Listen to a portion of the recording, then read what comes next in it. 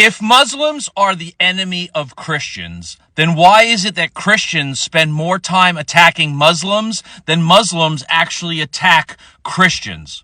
Is that too hard of a question? Let's dial it back a little bit simpler. Why is it if Muslims are supposedly the antichrist or the anti-Christian values, why is it that Jesus' own words, the ones that he spoke to his disciples, seem to fit more with the prophet Muhammad than they do the prophet John, who seems to be taking over for Christianity and Christ? Because Jesus' words, the ones that he spoke, the ones that he had uttered about loving thy man by working with and trying to help all people, seems more in line with Muslim faith than it does to Christianity. Because a couple of months ago, when a Christian woman went to a bunch of different churches and temples, it was the Muslims that helped feed that woman and her children. It wasn't the Christians. They thought she was faking, that she was somehow trying to take advantage of a situation. It was the Muslims that offered the food. So if Christianity is supposed to be the righteous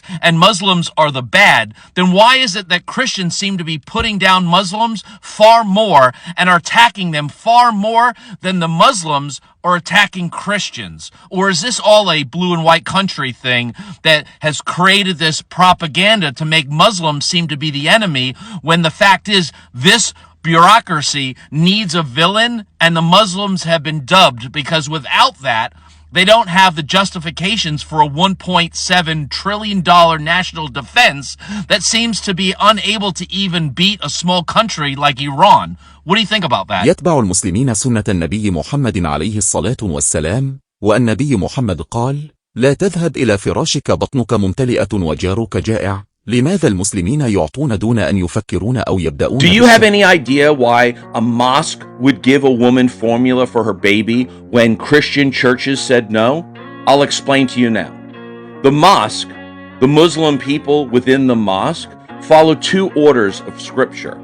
And in that, Muhammad says, thy neighbor shall not go hungry while I go to bed with a full stomach. That's number one reason. That's a key element, because when the mosque was asked, can I please have some food for my baby? They could have easily thought it was a scam, but chose to have faith in the individual and gave the formula to the woman. The Christian churches were asked the very same question and were assuming that that person was scamming, and they rejected.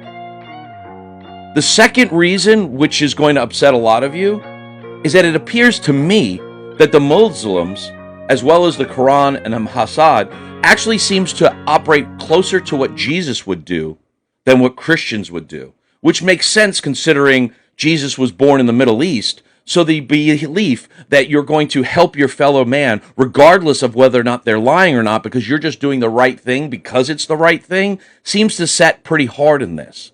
Why was it that a dozen Christian churches said no to giving a woman formula for a baby, but a mosque, the Muslims, who so many people have vilified and demonized, were given the chance and they stood and gave the woman the food that she needed?